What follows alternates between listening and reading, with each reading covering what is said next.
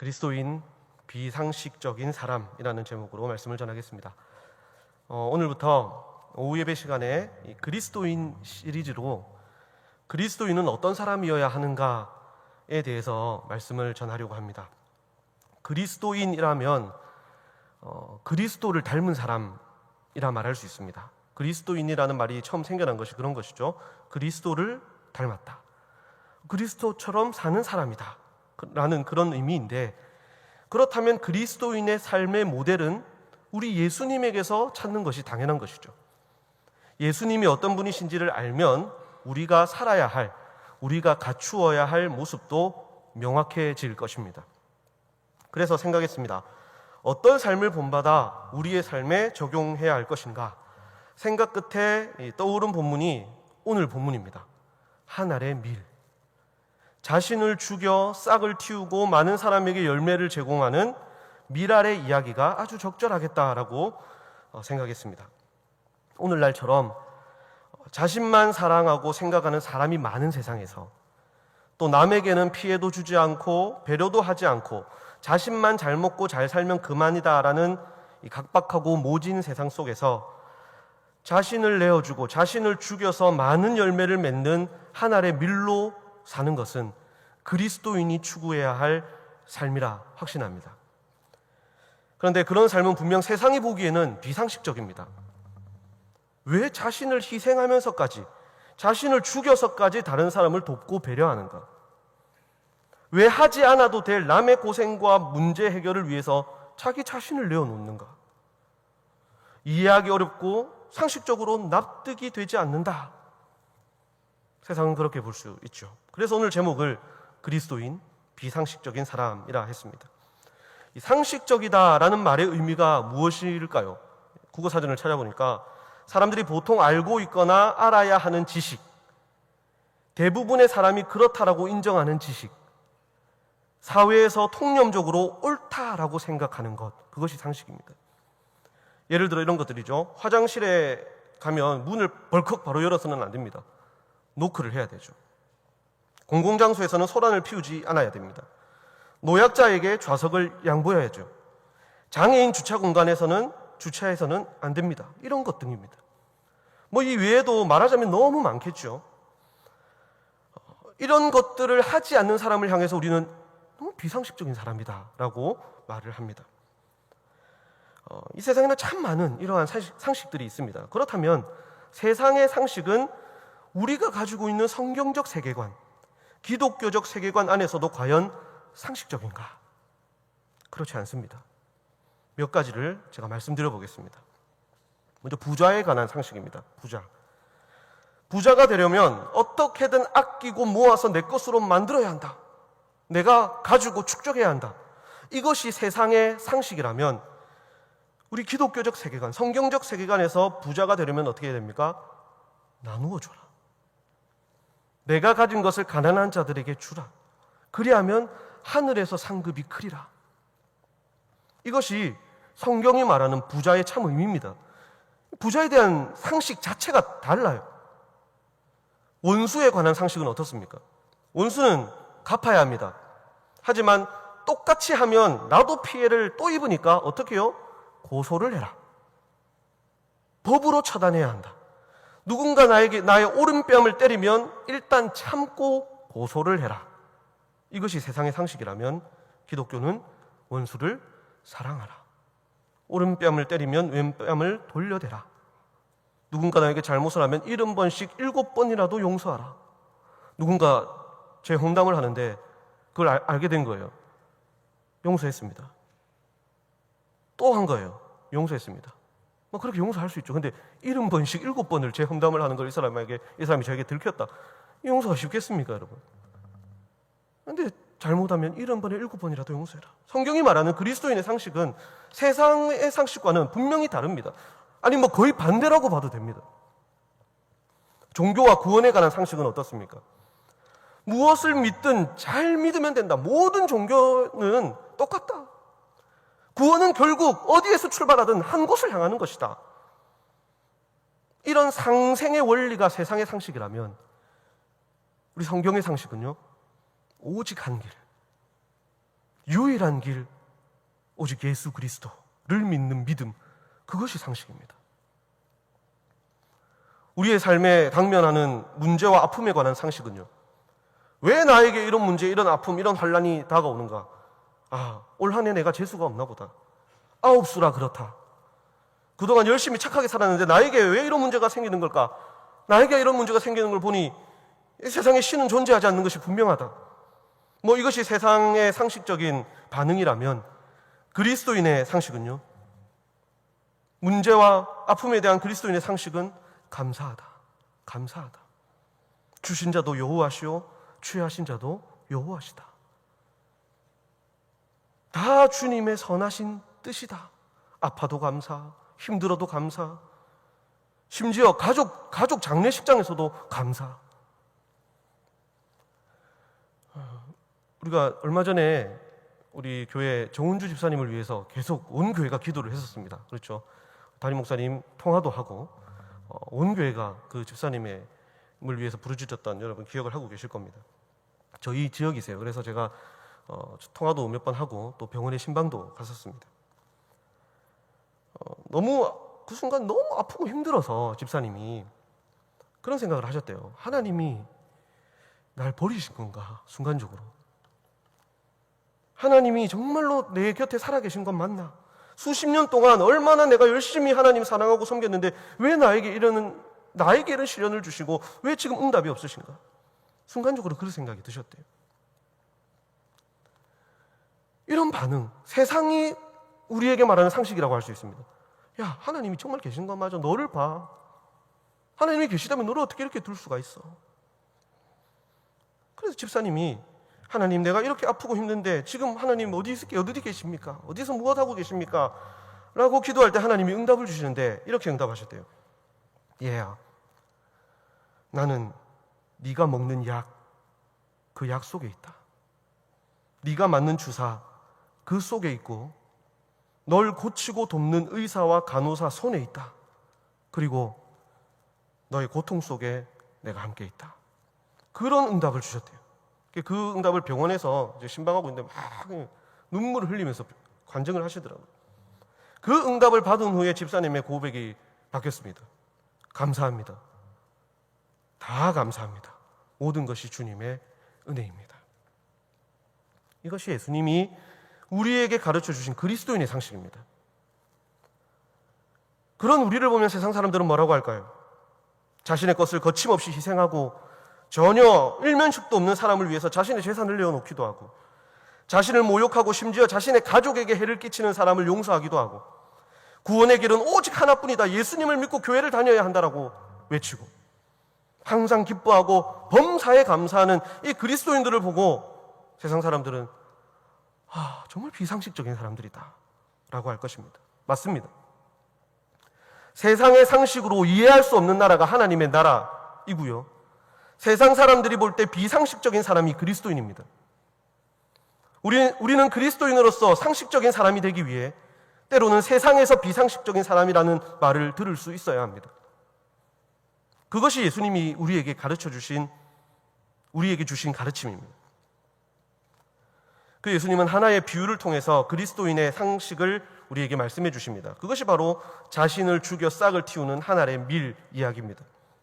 때는 명절이었습니다. 예배하러 올라온 많은 사람들 중에 헬라인 몇 사람, 그러니까 이방인이 예수님을 만나기 위해서 찾아왔습니다. 고린도전서 1장 22절에서 23절에 보면 바울이 헬라인에 대해서 이렇게 소개를 하고 있는데요. 유대인은 표적을 구하는 사람들이고 헬라인은 지혜를 추구하는 사람들이다. 그들은 철학과 지혜, 또 상식을 최고의 덕목으로 여기는 아주 똑똑한 사람들입니다. 그래서 그들은 십자가에 못 박힌 예수 그리스도에 대한 그 복음은 뭐라고 했냐면 미련한 것이다라고 했어요. 그리스도인이 하는 말들은 비상식적이고 몰상식한 것이다라고 여겼다는 것이죠. 하지만 예수님에게 찾아온 이들은요, 하나님을 경외하는 사람들일 것입니다. 명절에 예배하러 올라왔다가 예수님의 소문을 듣고 찾아온 것입니다. 자신을 하나님의 아들 메시아라고 하고 기적을 베풀고, 또 자신들이 배운 상식과 지식과는 전혀 다른 가르침을 주는 그분을 궁금하고 만나러 온 것일 겁니다. 그분이 말하는 상식은 도대체 무엇인가? 그분이 말하는 지혜는 무엇인가? 듣고 싶어서 왔을 겁니다. 이렇게 이 헬라인의 방문은요, 예수님에게 있어서도 되게 의미 있는 거였습니다. 왜냐하면 이방인이 마지막 때에 말세에 메시아가 이방의 빛이 되어 그들을 하나님께로 인도할 것이다 라는 그 이사야의 예언의 성취이기도 하고요. 또 하나는 예수님의 말씀을 보면 인자가 영광을 얻을 때가 왔도다 라고 말씀하셨어요. 이들이 찾아왔다는 소식을 듣고, 그것은 곧 예수님이 십자가에서 죽으실 때가 왔다라는 의미입니다. 예수님에게 있어서도 되게 의미 있는 순간이었어요. 그동안은 그런 때가 올 것이다 약간 미래형으로 말씀하셨다면, 이 헬라인들의 방문 소식을 듣고는 때가 왔다라고 말씀하셨거든요. 그리고 이 중요한 순간에 예수님은 거기 모인 사람들에게, 제자들에게 너무 비상식적이라 받아들이기 힘든 말씀을 하십니다. 24절과 25절에 보시면 그렇게 말씀하시죠. 하늘의 밀이 땅에 떨어져 자신을 죽여 많은 열매를 맺는 것처럼 자신의 생명을 미워할 수 있어야 한다. 즉 자신을 죽여 많은 사람을 살리는 생명의 열매를 맺는 삶을 살아야 한다. 자신의 생명을 그 무엇보다 사랑하는 것은 상식입니다. 사람들은 아무리 소중하고 중요한 것도, 가치 있는 것도 자신의 생명과 바꾸지는 않습니다. 그게 상식이죠. 자신을 죽여 다른 사람을 살리는 것은 비상식입니다. 세상 사람들이 볼 때. 여러분, 사람들이 왜 복음을 잘 못 받아들인다고 생각하시나요? 그들이 듣기에 예수 그리스도의 십자가 복음은 너무 비상식적인 거예요. 헬라인들처럼 야, 세상에 그렇게 황당하고 미련한 말이 어디 있어? 어떻게 아버지가 아들의 생명을, 죄인을 살리기 위해, 그것도 원수 같은 죄인을 살리기 위해 내어준단 말이야. 그런 신이 어디 있어? 아니, 누가 그 좋은 천국 영광을 다 버리고 이곳에 와서는 죄인을 위해서 자기 생명을 버린단 말이야. 자기 아들보다, 자기 생명보다 원수를 더 사랑하지 않고서야 어떻게 그게 말이 돼? 이 사랑이 너무 크고 너무 비상식적이라서 못 받아들인다는 생각이 안 드십니까? 저는 그런 생각이 듭니다. 그런데 예수님은 그런 이 세상의 비상식이 사실은 상식이다라고 말씀하십니다. 자신의 생명을 미워하고 자신을 죽여 다른 사람을 살리라 하십니다. 심지어 그렇게 해야 영생을 누린다라고 말씀하십니다. 구원받고 천국 갈 것이다라고 말씀하십니다. 예수님에게는요, 다른 게 상식이 아니고 그것이 상식이고 그것이 지혜고 그것이 철학인 것이에요. 예수님의 이 미랄에 대한 비유는 우리가 잘 알고 있는 것처럼 우선 자기 자신에 대해서 말씀하신 겁니다. 자기 자신에 대해서. 자기 생명을 주셔서, 그리고 부활하셔서 이 세상 온 인류에게 생명의 열매, 즉 구원을 주실 그 예수님 자신에 대해 말씀하신 것입니다. 우리가 구하고자 했던 것이죠. 예수님은 어떤 분이신가? 그리스도인의 삶을 알려면 먼저 예수님을 알아야 된다라고 말씀드렸잖아요. 예수님은 그런 분이십니다. 그리고 그것이 끝이 아닙니다. 이어서 예수님은 제자들, 곧 그리스도인이 걸어가야 할 길, 바로 제자도를 말씀해 주십니다. 26절 말씀을 여러분 한번 보십시오. 26절 말씀. 사람이 나를 섬기려면 나를 따르라. 나 있는 곳에 나를 섬기는 자도 거기 있으리니 사람이 나를 섬기면 내 아버지께서 그를 귀히 여기시리라. 예수님은 자신처럼 자기 생명을 미워하고 자기를 죽여 많은 생명의 열매를 맺는 그 길로 따라오라고 말씀하십니다. 그것이 제자요, 그 사람이 그리스도인이다라고 말씀하십니다. 여러분, 우리는 예수님의 제자입니다. 맞습니까? 아멘이십니까? 안 하시네요. 제가 안 하실 거라고 써놨습니다. 예, 속으로 하셨을 거다라고 저는 생각합니다. 온라인에 계신 분들도 안 하셨습니까? 하셨겠죠? 예. 그렇다면 이렇게 제가 여쭤보겠습니다. 그렇다면 여러분은 그리스도인이 맞습니까? 예, 생각이 좀 소리가 더 크게 들리네요. 똑같은 겁니다. 그리스도인이면서 제자가 아닐 수 없습니다. 제자는 곧 그리스도인입니다.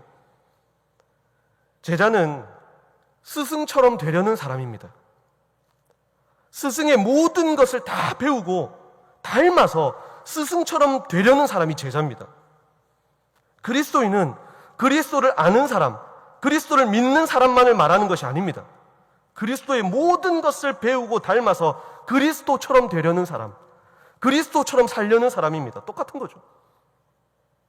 그렇다면 우리는 예수님이 따라오라고 하신 그 길, 그 십자가의 길, 그 상식적인 길로 걸어가야 합니다. 그것은 자신의 생명을 미워하는 것, 자신을 죽이는 것입니다. 이것을 그럼 우리 보고 순교하라는 말인가? 라고 생각하실 수도 있는데요. 당시 제자들에게는 분명 그런 의미가 있었습니다. 그들이 순교하는 그 순간까지 주님을 따라가야 하는 것. 하지만 현재 우리 삶에 적용을 한다면 내 생명을 다해, 내 생명을 내어줄 각오로, 순교의 각오로 이웃을 섬기고 사랑하는 것입니다. 여러분, 우리 찬양 많이 하잖아요. 하나님의 사랑이 영원히 함께하리. 십자가의 길을 걷는 자에게, 순교자의 삶을 사는 이에게, 조롱하는 소리와 세상 유혹 속에도 주의 순결한 신부가 되리라. 내 생명 주님께 드리리. 여러분, 이 찬양 많이 부르고 아시죠? 좋아하시죠? 내 생명 주님께 드리리라고 우리 말하잖아요. 생명을 줄 각오가 되어 있는 사람, 그 사람은 다른 것, 물질, 시간, 열정, 자존심, 능력, 달란트, 줄 것이 뭐가 있겠습니까? 생명을 줄 각오가 되어 있는데요. 하지만 나만 아끼고 내 생명만 사랑하고 자신의 생명을 내어줄 각오는커녕 작은 것 하나도 빼앗기지 않으려는 사람은 결코 제자, 그리스도인이 될 수가 없습니다. 오늘 본문 26절의 말씀과 같은 이 제자도에 대한 말씀이 누가복음 9장 23절에도 나옵니다. 예수님 말씀하셨습니다. 여러분 너무 잘 아시는 말씀이죠. 아무든지 나를 따라오려거든 자기를 부인하고 날마다 제 십자가를 지고 나를 따를 것이니라. 우리가 너무 좋아하고 많이 암송하고 또 아멘 하는 말씀입니다. 여기서 예수님이 우리에게 지라고 하신, 지고 따라오라고 하신 제 십자가는 누구의 십자가입니까? 여러분, 이 십자가는 나의 십자가가 아닙니다. 나의 십자가는 예수님이 지고 계십니다. 예수님이 지신 십자가는 예수님 것이 아닙니다. 예수님이 지신 십자가가 어디 있습니까? 예수님의 십자가가요. 예수님이 지고 계시는 십자가는요, 나의 십자가입니다. 대신 져주셨잖아요. 그렇다면 예수님이 우리에게 말씀하신 제 십자가를 주고 나를 따르라. 그 십자가는 내 것이 아니라 또 다른 누군가의 십자가입니다. 그 사람의 고난, 그 사람의 가난, 그 사람의 아픔, 그 사람의 가진 죄, 그 죄의 십자가, 그것입니다. 내가 져야 될 십자가. 예수님이 날 위해 생명을 주시고 날 구원하신 것처럼 나를 그 십자가에 죽여서 내 생명을 다하여서 섬기고 사랑하여 구원의 길로 인도해야 할 그 누군가의 십자가란 말입니다. 그 사람이 제자요 그리스도인입니다. 바로 그 사람이 주님 앞에 상식적인 사람입니다. 말씀을 맺겠습니다. 사랑하는 성도 여러분, 26절 하반절에 귀한 약속의 말씀이 있는데요, 하나님께서 예수님을 따라가는 제자요 그리스도인, 세상에서 비상식적인 그 사람을 어떻게 여기신다고요? 귀히 여기신다라고 하십니다. 그리고 25절에서도요, 그 사람의 생명은 영생하도록 보존된다라고 말씀하십니다. 너무 감사하죠. 여러분은 어떤 사람이십니까? 세상에서는 상식적인데 하나님 앞에서는 비상식적인 사람이십니까? 아니면 세상에서는 때로 비상식적이지만 하나님 앞에서는 상식적인 사람이십니까? 후자가 여러분을 드러내는 수식어가 되기를 소망합니다. 저와 여러분은 예수님의 제자요 그리스도인입니다. 그러므로 우리는 평생에 그리스도를 닮아서 그리스도처럼 살아야 하는 사람들입니다. 예수님이 날 위해 자신의 생명을 주시고 나의 십자가를 지셨던 것처럼 이제 우리도 다른 사람을 위해 나를 헌신하고 내게 주어진 십자가를 주고 예수님을 따를 수 있는 참된 그리스도인, 그런 참된 제자가 되어야 합니다.